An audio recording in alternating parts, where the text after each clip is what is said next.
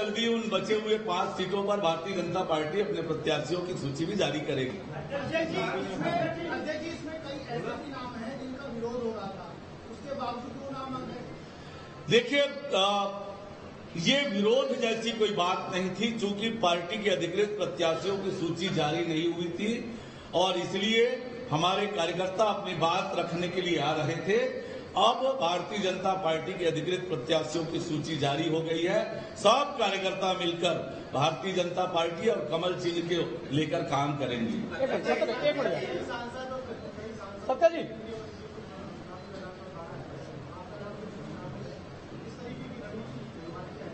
मैंने आपको बहुत स्पष्ट रूप से बताया कि एक तरफ नए युवा चेहरों को मैदान में उतारा है, पार्टी ने दिग्गज और प्रमुख नेताओं को भी चुनाव के मैदान में उतारा है और निश्चित रूप से जनता का आशीर्वाद हमारे प्रत्याशियों को मिलेगा। कांग्रेस का है कि आप सनातन धर्म को मानते हैं, लेकिन पिछले पक्ष में आपने जो है वो लिस्ट जारी की है, सनातन धर्म मानते किया है। कांग्रेस पार्टी सनातन हमें ना सिखाए जो सनातन का विरोध करने वाले लोग हैं। आज कांग्रेस अपनी सूची जारी नहीं कर पा रही है, 90 में से एक भी प्रत्याशियों की सूची जारी नहीं कर पा रही है। 3 बार, 4 बार, 5 बार उनके प्रदेश अध्यक्ष ने तारीख का ऐलान किया, उनके प्रभारी ने तारीख का ऐलान किया। 6 सितंबर की पहली तारीख उन्होंने दी और तारीख पर तारीख ये देते जा रहे हैं। ये हमको न सिखाएं जो सनातन का विरोध करने वाले लोग हैं। जी संजय जी, एक मिनट लेते हैं। एक संजय जी का बस, संजय जी का बस। आपके ऊपर लड़ने और लड़ाने दोनों की जवाबदारी मिली है, किस तरीके से इस भूमिका का निर्वहन करेंगे? पार्टी ने जब भी मुझे जो जिम्मेदारी दी है, पूरी ताकत और पूरी ऊर्जा, पूरी क्षमता से मैंने काम किया है। इस जिम्मेदारी को भी कार्यकर्ताओं के दम पर बखूबी निभाएंगे। जी प्रियंका जी, साथ ही आपने पैराशूट लीडर्स को भी टिकट दे दिया है, तो आपके कार्यकर्ता नाराज होकर देखिए, भारतीय जनता पार्टी ने बहुत सोच विचार कर प्रत्याशियों की सूची जारी की है। हमारे प्रत्याशियों को न केवल कार्यकर्ताओं का सहयोग और आशीर्वाद मिलेगा, जनता का भी आशीर्वाद और सहयोग मिलेगा। जी अनिल जी, अनिल जी, सवाल ये है कि पार्टी खुद मोदी जी इस बात पर जोर देते रहे हैं कि एक व्यक्ति एक पद, आपने 5 सांसदों को विधानसभा में टिकट दे दी।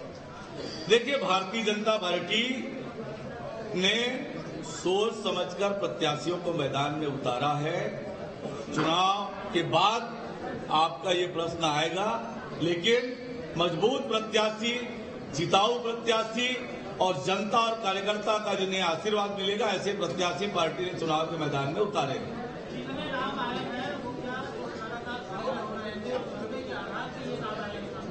भारतीय जनता पार्टी ने हर एंगल से विचार करके, हर दृष्टिकोण से विचार करके इन प्रत्याशियों को चुनाव के मैदान में उतारा है। इसमें वो भी नाम है जो पिछली बार बहुत बुरी तरीके से हारे थे और शायद जिनकी वजह से सरकार चली गई थी। उसके बाद बावजूद उन नामों को वापस रिटेन करना, क्या सेकंड लाइन तैयार नहीं की, पहला या फिर उन लोगों को रिटेन किया?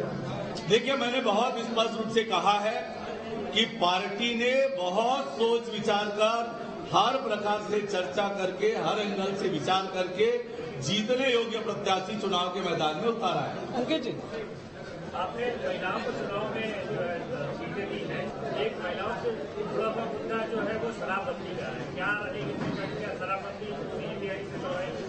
आज तो शराबबंदी पर जवाब देने की जवाबदारी कांग्रेस की है, जिसने शराबबंदी का वादा करके भारी बहुमत से प्रदेश में सरकार बनाई।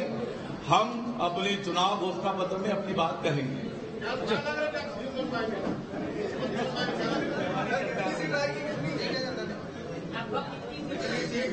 पूर्ण बहुमत से छत्तीसगढ़ में भारतीय जनता पार्टी की सरकार बनेगी। छत्तीसगढ़ खुशहाली और तरक्की की ओर आगे बढ़ेगा।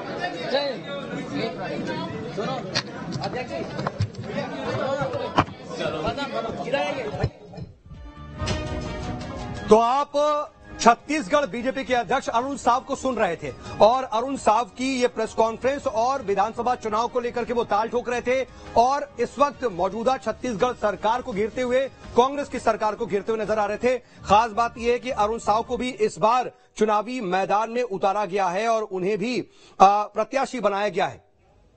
तो ये बड़ी अपडेट और इस वक्त आप वहां की सीधी प्रेस कॉन्फ्रेंस सुन रहे थे। बता दें कि अरुण साव को भी लोरमी सीट से विधानसभा का चुनाव लड़ने के लिए तीसरी सूची में प्रत्याशी बनाया गया और अब वो विधानसभा चुनाव में भी ताल ठोकेंगे और खास बात यह कि फिलहाल वो सांसद हैं।